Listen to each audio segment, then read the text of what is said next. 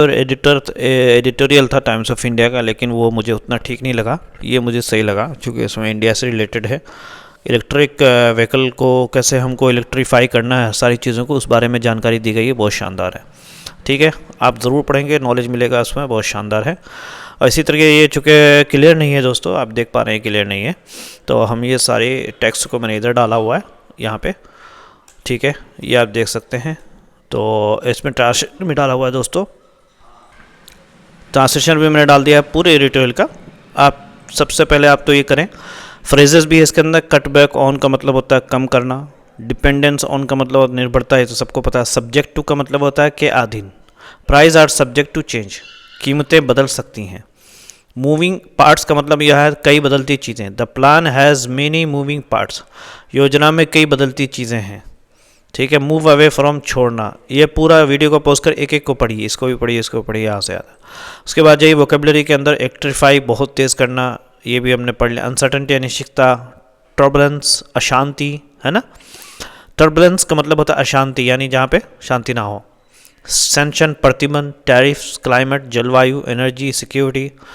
डीकार्बनाइज का मतलब होता है कार्बन प्रदूषण कम करना। इलेक्ट्रिफिकेशन बिजली से चलाना। टारगेट्स लक्ष्य, कमर्शियल। अनइवन का मतलब होता है असमान। फ्रेमवर्क्स व्यवस्था, इकोसिस्टम पूरा तंत्र, इकोसिस्टम पूरा तंत्र। सब्सिडीज सरकारी मदद, इंसेंटिव्स आपको पता है। इंफ्रास्ट्रक्चर, रिमेनिंग इफ़ी का मतलब होता है अनिश्चितता, बहुत शानदार है। इफ़ी का आपने कभी नहीं पढ़ा होगा लेकिन आप देख लीजिए। ट्रांसिट का मतलब होता है सार्वजनिक परिवहन। लॉन्ग हॉल का मतलब लंबी दूरी वाला। फ्लीट गाड़ियों का समूह। इम्प्लीमेंशन, ठीक है। बॉटल नेक्स रुकावटें, पॉलिसी नीति, एब्जॉर्ब। तो इस तरीके से वीडियो को पॉज करके सबसे पहले वोकेबलरी पढ़िए, फिर फ्रेजेस पढ़िए, इसमें वीडियम्स है, phrasal verb and everything, and then you have the translation पढ़िए दोस्तों। उसके बाद फिर आप इधर आइए इस एडिटोरियल की तरफ, बहुत शानदार एडिटोरियल है।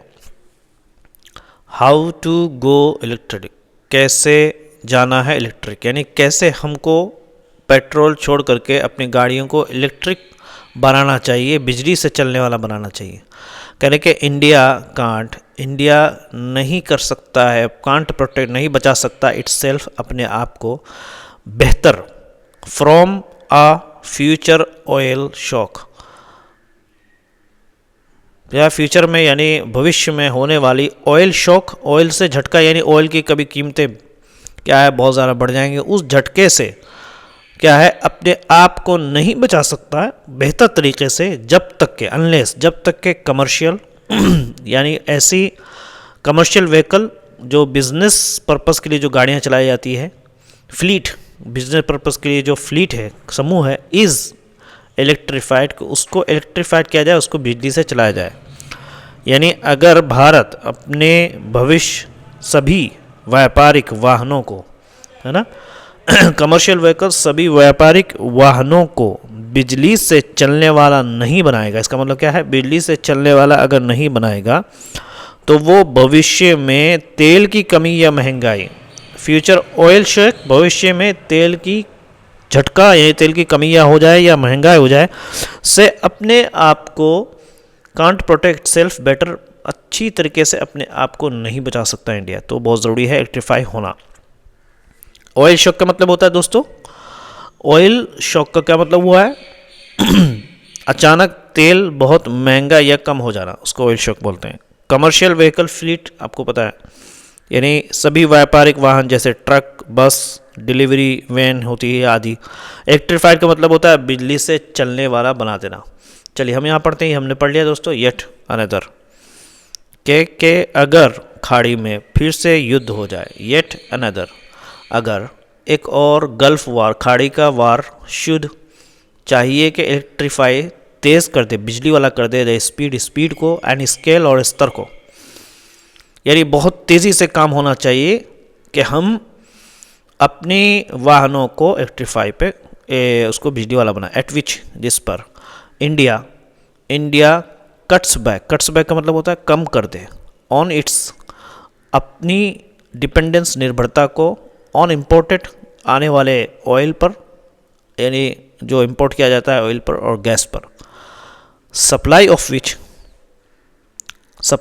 जिसकी सप्लाई यानी गैस और ऑयल की supply, in this new world, इस नए दुनिया वर्ल्ड ऑर्डर में, यानी बदलती दुनिया में, ऑफ अनसर्टेनिटी, अनिश्चितता, यानी गैर यकीनी दुनिया में, एंड ट्रबलेंस और अशांति यानी पीस जहाँ पे ना हो, इज़ सब्जेक्ट, वो ज़ेर असर है या ताबे है या अंडर में है, मातहत है, टू फार टू मतलब पूरा एक फ्रेज है, टू फार टू बहुत ज़्यादा, मेनी मूविंग पार्ट बदलती चीज़ों पर।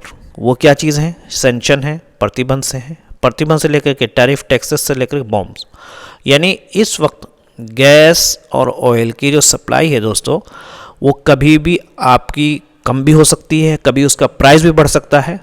तो कभी प्रतिबंध की वजह से हो जाता है कि वो जहाँ से गैस सप्लाई उसमें प्रतिबंध लग गया है, या टैरिफ लग गया है, या टैरिफ इंडिया पर लग गया है, या बॉम्ब्स वहाँ पर हो गए हैं, तो उसकी वजह से गैस की कमी हो जाती है।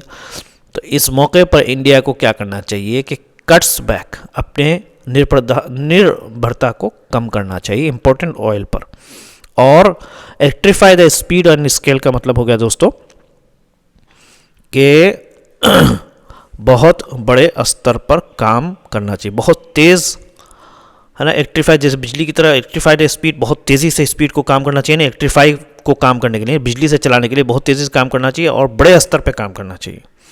ये हो गया। उसके बाद इसमें मूविंग पार्ट्स का मतलब होता है दोस्तों, अगर आप देख पा रहे हैं यहाँ पे, मूविंग पार्ट्स का मतलब होता है कई चीज़ें जो बार बार बदलती रहती हैं। कभी सैंक्शन लग जाता है, कभी टैरिफ लग जाता है, कभी बॉम्ब हो जाते हैं। जैसे अभी फ़िलहाल गैस कतर ने अपने उसको बंद कर रखा है, गैस को। द मूव अवे कहने के दूर जाना, इज़ नो लॉन्गर कहने के ये कोई is no longer a climate goal alone, एक क्षेत्र जो तेल से दूर जाना अब केवल जलवायु बचाने का लक्ष्य नहीं है। इज़ नो लॉन्गर अब नहीं रहा एक क्लाइमेट गोल, जलवायु का लक्ष्य सिर्फ, यानी हमें अगर पेट्रोल से दूर जाना है, ये नहीं कि सिर्फ इसलिए कि इसमें क्लाइमेट का नुकसान है, बल्कि दूसरा भी नुकसान है। पेट्रोल को हमेशा यूज़ करना, डीजल को हमेशा यूज़ करना, गैस को हमेशा यूज़ करना, ये नहीं है कि इसमें सिर्फ जलवायु यानी क्लाइमेट का नुकसान है, बल्कि दूसरा भी नुकसान है। But a matter of energy, अब तो ये मैटर बन गया है एनर्जी का, ऊर्जा का, और सिक्योरिटी का, और रक्षा का भी। वन सेक्टर के एक ऐसा सेक्टर दैट कैन डीकार्बनाइज, एक ऐसा सेक्टर जो कि जिसमें डीकार्बनाइज यानी जहाँ पे प्रदूषण कम किया जा सकता है एट द अर्लीस्ट, जितनी जल्दी हो सके, इज़ ट्रांसपोर्ट, वो ट्रांसपोर्ट है, यानी कमर्शियल व्हीकल है। जैसे आपका बस हो गया, कारें हो गई, और वैन्स हो गई, जो गाड़ियाँ हो गई जो जिसमें सामान वामान किया जाता है, सामान भी लेके जाया जा सकता है ना।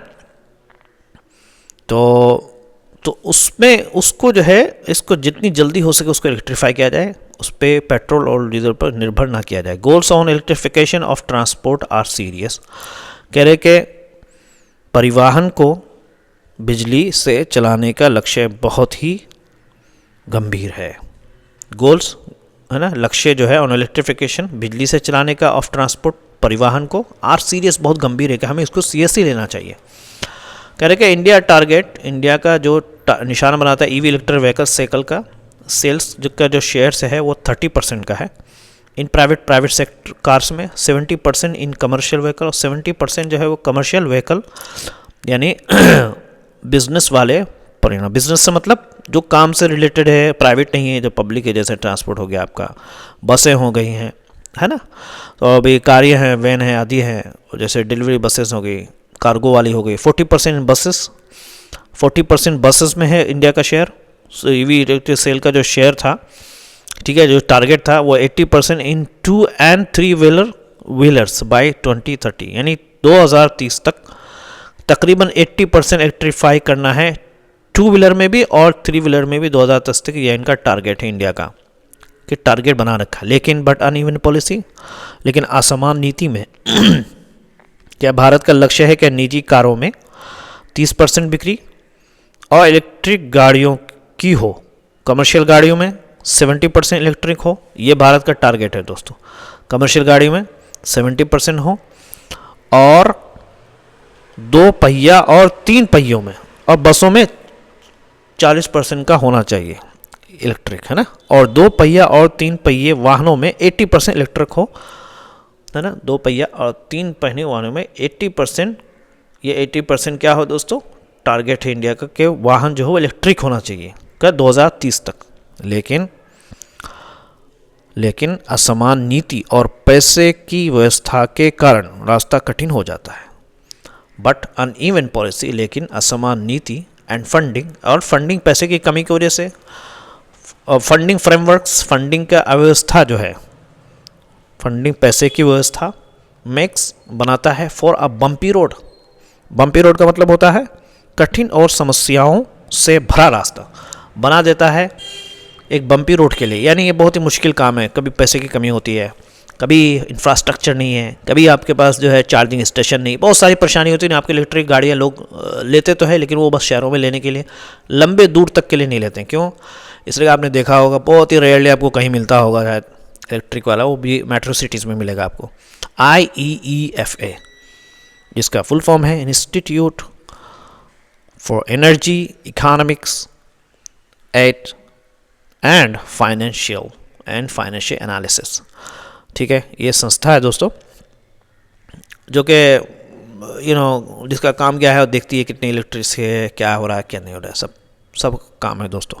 एनर्जी की भी आप देखती है, इकोनॉमिक्स के लिए भी देखती है, फाइनेंशियल एनालिसिस भी करती है, कितने पैसे की ज़रूरत है, कितने पैसे की कहाँ पे क्या ज़रूरत है, क्या हो रहा है क्या नहीं, ये इसका संस्था है। एस्टिमेट वो अंदाज़ा लगाती है दैट 2.2 लाख करोड़ इन्वेस्टेड के निवेश किया गया है बिटवीन 2020 के दरमियान में एंड 2025 के दरमियान में इन द इलेक्ट्रिक व्हीकल, बिजली से चलने वाली गाड़ियों में इकोसिस्टम, व्हीकल इकोसिस्टम, यानी पूरे जितने पूरे इंडिया के अंदर जो इकोसिस्टम है उसमें लागू किया गया है। इलेक्ट्रिक वाहन क्षेत्र में निवेश हुआ है ना। दोबारा कर लेता हूँ कि अनुमान है, IEF का अनुमान है कि 2020 से 25 के बीच है 2.2 लाख करोड़ रुपये इलेक्ट्रिक वाहन क्षेत्र में निवेश हुए हैं। Electric vehicle in ecosystem, vehicle ecosystem का मतलब क्या हुआ दोस्तों, चारों तरफ से व्हीकल, इधर भी व्हीकल उधर भी व्हीकल, और जो व्हीकल के अंदर इकोसिस्टम है, व्हीकल इकोसिस्टम मतलब व्हीकल से रिलेटेड जितनी भी चीज़ें हैं, इंफ्रास्ट्रक्चर है, चार्जिंग है, उसके पार्ट्स हैं, सब चीज़ में कुल मिला करके, ये नहीं कि खाली गाड़ियों में, उससे व्हीकल जो इकोसिस्टम यानी व्हीकल के लिए जो चीज़ें, इलेक्ट्रिक व्हीकल की जो चीज़ ज़रूरत है, सब के अंदर जो है तकरीबन 2.2 लाख करोड़ रुपए का निवेश किया गया है। OMEs, सब्सिडीज़ एंड इंसेंटिव्स, आप जिसमें आप ये जोड़ लें, कंपनियां, सरकारी मदद और प्रोत्साहन भी शामिल है। OMEs भी शामिल हैं, सब्सिडीज़ भी हैं, सरकारी मदद एंड इंसेंटिव, प्रोत्साहन भी शामिल है।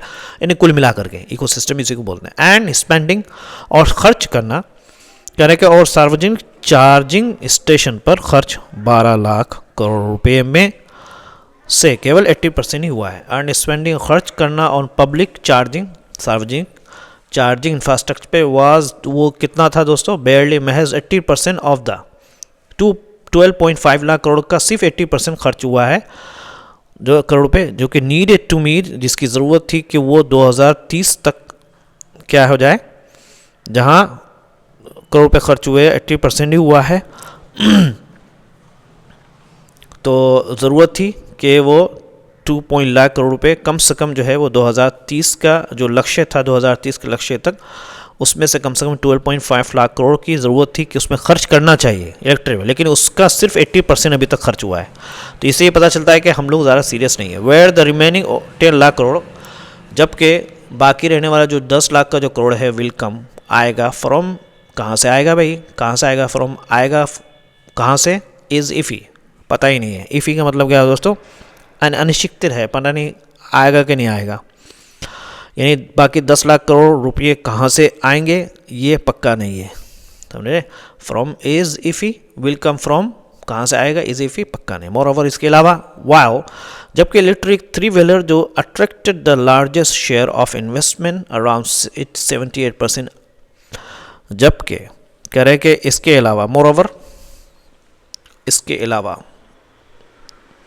इलेक्ट्रिक 3 पहिए वाहनों सबसे ज़्यादा निवेश लगभग सेट है। इलेक्ट्रिक के जो 3 व्हीलर्स है ना, 3 पहिए वाले जो है, उसने खींचा है सबसे ज़्यादा शेयर, सबसे ज़्यादा शेयर ऑफ निवेशकों का जो शेयर जो खींचा है अराउंड 78% है। IEFA रिकॉर्डेड ने देखा है कि अब निवेश 4 पहिए इलेक्ट्रॉनिक, उन्होंने रिकॉर्ड किया है कि शिफ्ट एक जो निवेश वालों का जो शिफ्ट है, इनको जो उन्होंने बदला है इन्वेस्टमेंट इसमें निवेशकों में टूवर्ड्स इलेक्ट्रिक 4। अब वो 3 व्हीलर से लेकर के 4 व्हीलर में, इलेक्ट्रिक 4 व्हीलर में आ रहे हैं, यानी 4 पहियों वाले इलेक्ट्रिक कार में भी इन्वेस्ट कर रहे हैं, लग्जरी इलेक्ट्रिक कार। लेकिन ज़्यादा 4 व्हीलर में कौन से, हर नहीं, लग्जरी इलेक्ट्रिक कार, महंगे इलेक्ट्रिक कार्स में वो कर रहे हैं। There is a little for public transit, कह रहे कि यहाँ पर अगर बात किया जाए तो बहुत ही कम इन्वेस्टमेंट है पब्लिक ट्रांसिट के लिए, सार्वजनिक जो ट्रांजिशन है उसके लिए बहुत ही कम है, लेकिन सार्वजनिक परिवहन के लिए बहुत ही कम निवेश है। और लंबी दूरी की कमर्शियल इलेक्ट्रिक गाड़ियाँ एंड नो इंसेंटिव, करने प्रोत्साहन भी नहीं है फॉर लॉन्ग हॉल, लंबी दूरी वाली जो कमर्शियल व्हीकल है जैसे इलेक्ट्रिक व्हीकल है या फ्लीट इलेक्ट्रिफिकेशन है, या आप पूरी गाड़ियों के बेड़े को इलेक्ट्रिक बनाने के लिए कोई खास प्रोत्साहन नहीं। फ्लीट मतलब इलेक्ट्रिफिकेशन, एक पूरे गाड़ी के समय को इलेक्ट्रिफिकेशन है बिजली से बनाने के लिए, देयर इज़ नो इंसेंटिव, को प्रोत्साहन नहीं। But as has been repeatedly, अच्छा लॉन्ग हॉल कमर्शियल का क्या मतलब होता है दोस्तों? लॉन्ग हॉल कमर्शियल का मतलब हो गया आपका ऐसे इलेक्ट्रिक ट्रक बसें जो लंबी दूरी तक सामान या यात्री लेके जाएं, उसको लॉन्ग हॉल कमर्शियल बोलते हैं। और फ्लीट इलेक्ट्रिफिकेशन बोलते हैं दोस्तों किसी कंपनी के सभी वाहनों जैसे ट्रक, बस, डिलीवरी वैन को पेट्रोल डीजल से हटाकर इलेक्ट्रिक बनाना, उसको बोलते हैं फ्लीट इलेक्ट्रिफिकेशन। समझ में आ गया दोस्तों? लेकिन जैसा कई बार कहा गया, बट क्या है, but as has been reportedly noted, है ना, लेकिन जैसा हैज़ बिन रिपोर्टेडली कई बार कहा गया है कि गवर्नमेंट सब्सिडी, गवर्नमेंट की जो सब्सिडीज़ हैं, यानी गवर्नमेंट से जो चलने वाली है, गवर्नमेंट की जो सब्सिडीज़ है, कि सरकारी जो सब्सिडी है वो